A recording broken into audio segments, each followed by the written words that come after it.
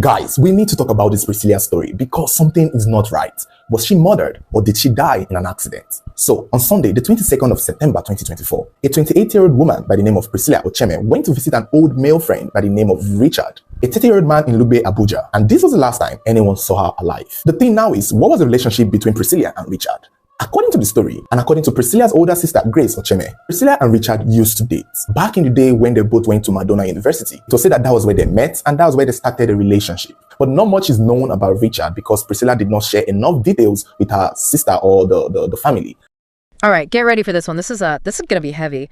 You sent over a video analysis about Priscilla Och's death, and wow, this is a lot to unpack. Yeah, it is. It happened in Nigeria, and the story that Priscilla's sister Grace tells in the video is very disturbing. We're gonna deep dive into the content of this video. That's all we have to go on, just this video analysis. That's right. It's important to remember that what we have here is just one perspective, Grace's perspective. There are probably many other sides to the story that we don't know about yet, but we are going to deep dive into Grace's story. Right, and what Grace tells us is really scary. Like, she describes her sister's relationship with Richard, her boyfriend at the time, as very kind of shrouded in fear and secrecy, like when Priscilla was just 17 years old. 17 years old, yeah.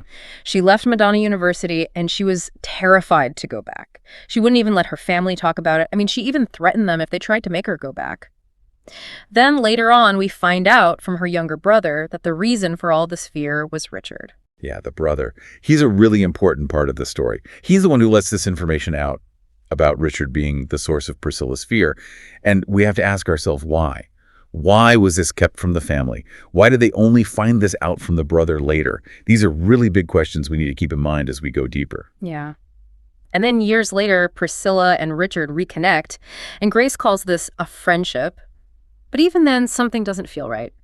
Priscilla would only go visit Richard with her younger brother present. Right.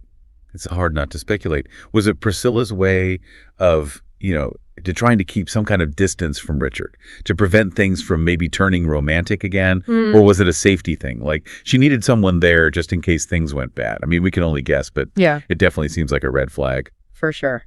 And then comes September 22nd, 2024. That's when it all changes. It's the only time that Priscilla goes to visit Richard alone, and that's when she disappears. Richard says that she left his place on a motorcycle around 9:14 p.m.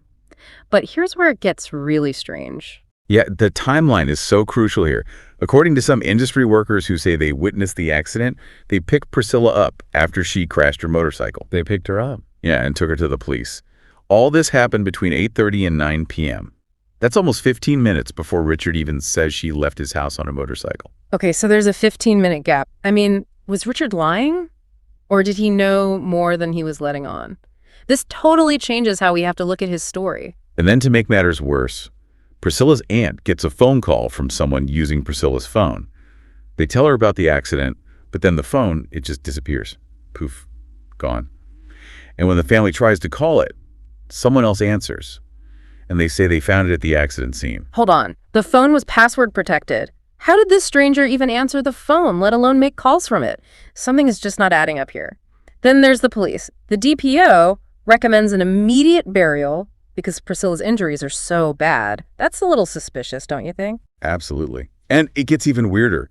Richard is seen hanging out with the DPO, even drinking water from his bottle while the family's talking to the police. You have to wonder about that relationship. Yeah. Was it too close for comfort? Could it have affected the investigation? Yeah.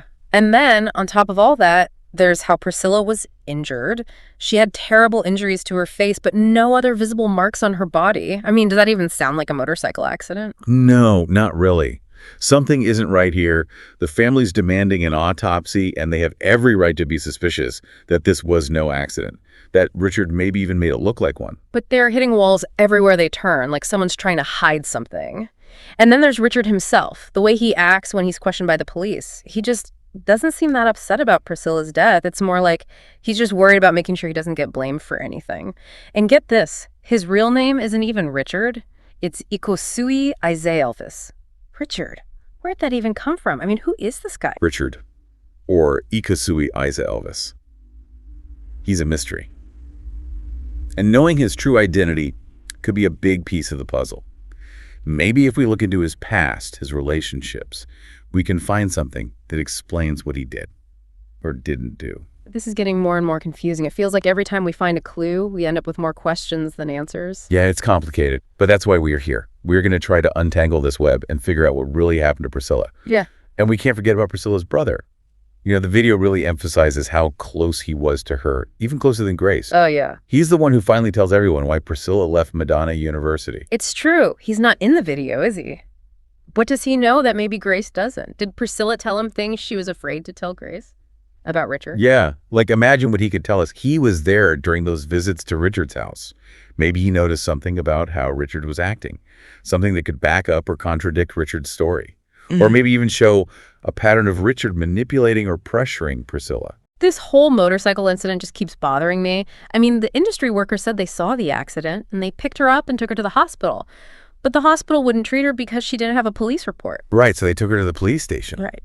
That's just, I mean, it sounds like a major system failure at the very least. Yeah.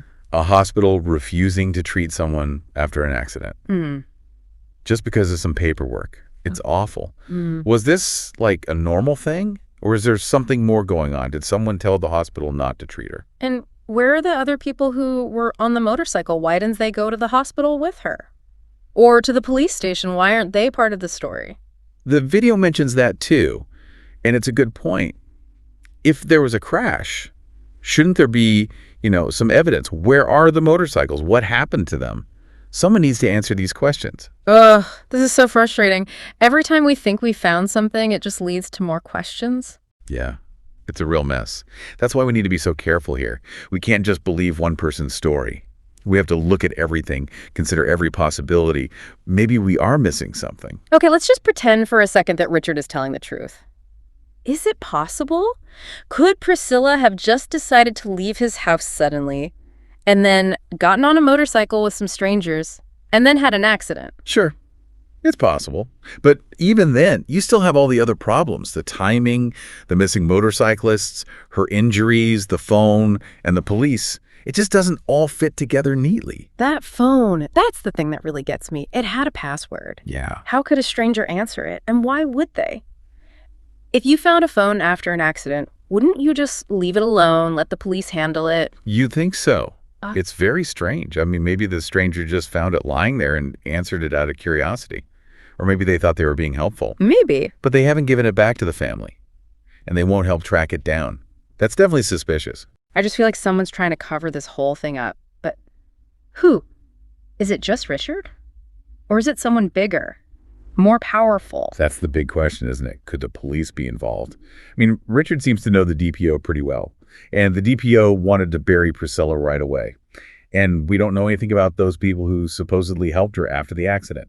Maybe this is a case of someone in power protecting someone else. And then there's the fact that Richard's real name is Ikosui Isa Elvis. Nothing like Richard. It's like he has a whole other life. I mean, who is this guy? What are we missing? Yeah, his true identity is important. We need to dig deeper, look into his background, his relationships, his past. Maybe there's something there that will help us understand why he did what he did. We also have to consider the possibility that Priscilla was involved in something that we don't know about. Maybe she was in a situation or a relationship that she kept secret, even from her family.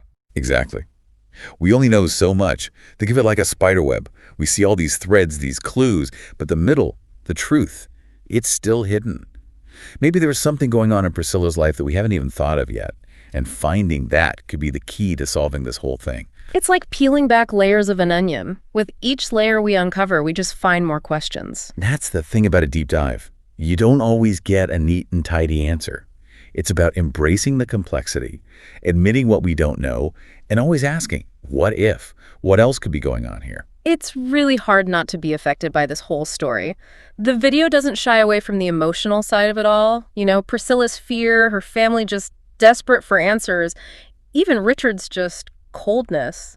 It really makes you think about the real people behind all of this. Yeah, it's a good reminder that there are real people hurting here. Behind all the facts and the timelines, we can't forget about that. Grace, Priscilla's sister, she's really the one pushing for justice. I mean, she's the one sharing this story. She's the one pointing out all the things that don't add up. She wants answers, and she's not going to stop until she gets them. She's so brave. I mean, think about the pressure she must be under, maybe even threats. But she keeps going. She just wants justice for her sister. It's really powerful. Even the person who made this video, you can tell they're really invested in this case. It's not just some cold analysis. They really want someone to listen, to do something. Yeah, empathy is so important in cases like this. It's not enough to just look at the facts.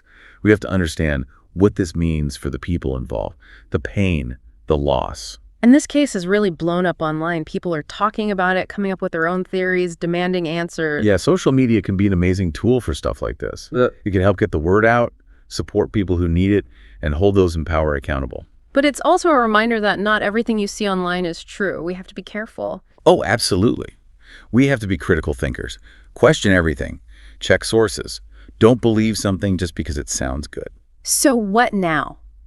What can be done to get justice for Priscilla? Well, first things first, there needs to be a real investigation, an autopsy, like the family is asking for. The police need to look into all the problems with Richard's story, find that missing phone, and they need to be honest about what they did and didn't do from the beginning. And if they find out that something criminal happened, then whoever's responsible needs to be held accountable, no matter who they are. This has been a tough deep dive. We've seen lies, maybe corruption, and so many unanswered questions. Yeah. But we've also seen how strong people can be in the face of tragedy and how important it is to keep searching for the truth. Absolutely. Even when things seem really dark, there's always hope. We can't stop asking questions, demanding answers, and fighting for a world where things like this don't happen. Priscilla's story will stay with us. It makes us think critically, understand the pain of others, and stand up for what's right. You know, as we finish this, I keep thinking, what if this was your sister, your daughter, your friend? Would you just accept not knowing what happened? Or would you fight for the truth? What would you do?